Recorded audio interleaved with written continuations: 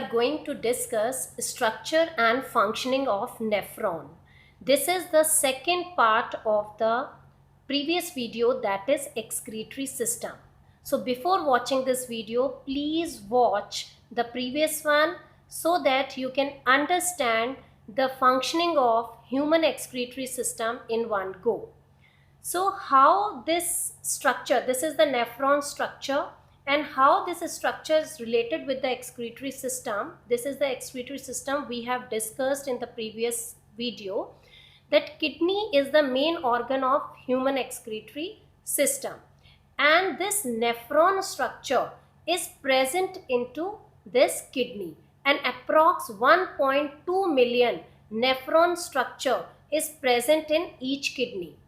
And with the help of this nephron, kidney helps to remove nitrogenous waste from the blood, or you can say the kidney is able to form urine.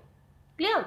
So first, that's why this nephron structure is known as functional unit of kidney, or you can say ultra filtering unit of kidney. Clear? So let's discuss about the structure of nephron. So this is the whole structure of nephron, and this you can see it start from this cup shaped structure. This is known as Bowman's capsule.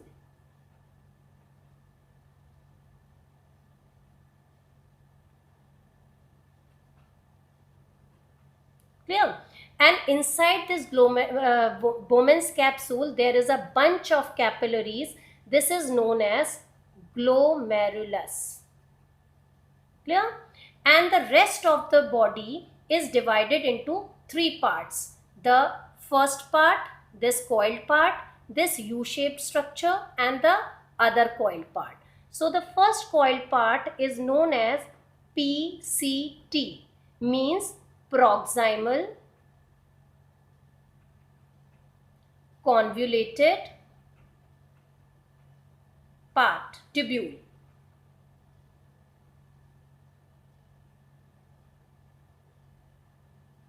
Clear? Proximal convoluted part means, proximal means the nearby, convoluted means coiled, and tubule means tube. So the coiled tube-like structure which is nearby this Bowman's capsule. Clear? And this U-shaped tube is known as Henle's loop. Clear? And the third, this part is known as DCT, means distal convoluted tubule. So distal means far away, convoluted means coiled, and tubule means tube. So the coiled tube which is far away from this Bowman's capsule, this is known as distal convoluted part. And each nephron open it into this common duct. This is known as collecting duct. As we have already discussed that approx 1.4 million nephron structure is present in each kidney. Clear? So each nephron connect with this collecting duct. These are the opening of other nephron, and later on this collecting duct connect with ureter which is coming from each kidney, this tube. Clear? So, and the whole nephron is surrounded by blood vessels, and this red color blood vessel is a part of renal artery that we have discussed the previous video, and this blue color indicate that it carries deoxygenated blood. So it is a part of renal vein. Clear? Now this is all about the structure of nephron, and now we are going to discuss that how this nephron helps in urine formation. Urine formation occur in two steps. First is filtration and second one is reabsorption. Clear? So what happened exactly in filtration? As you can see in this diagram, this is the cup-shaped structure, Bowman's capsule. Once blood comes into this Bowman's capsule cup-shaped structure through this renal artery. This is the inlet pipe and this is the outlet pipe. Incoming pipe and this is outgoing pipe. As you can observe that the incoming pipe is having more diameter in compared to outgoing pipe.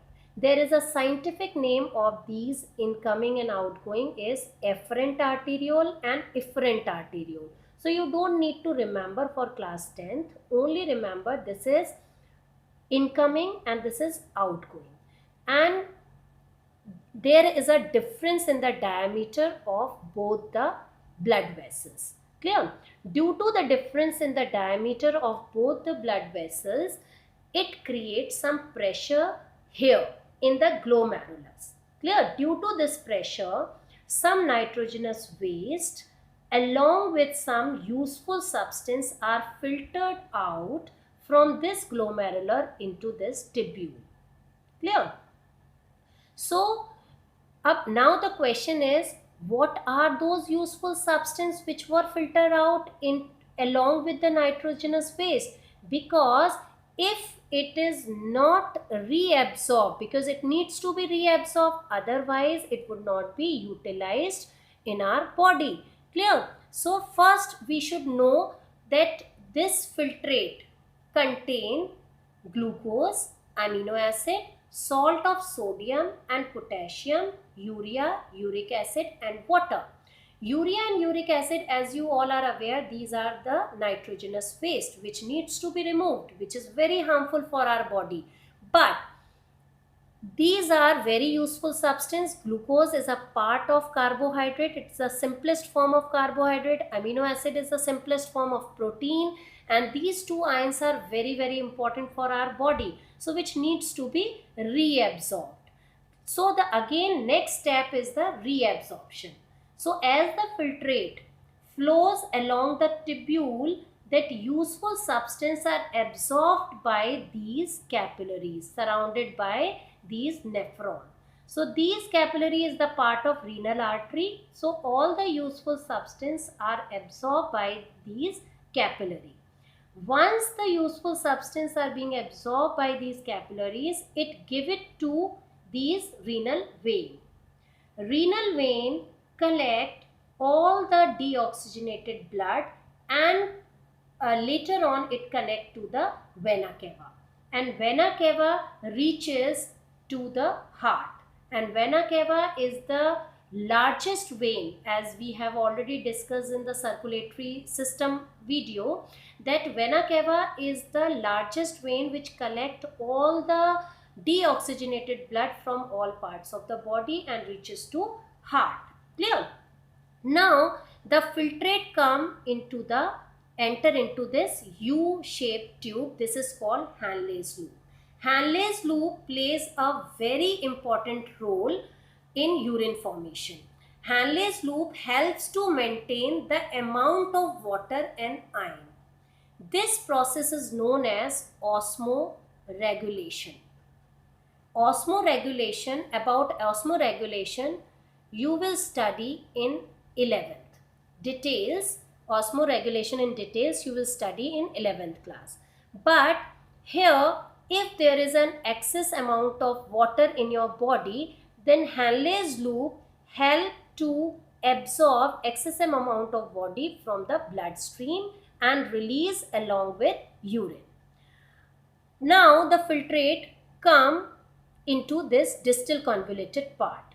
Now this filtrate is urine, and now this distal convoluted part release all the urine into this common duct that is called collecting duct, and all the nephron present in the kidney releases their urine into this common duct. This is called collecting duct. Later on, this collecting duct open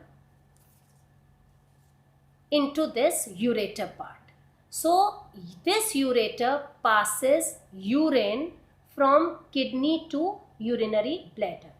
where the urine is stored and it remains stored till it is released through this urethra.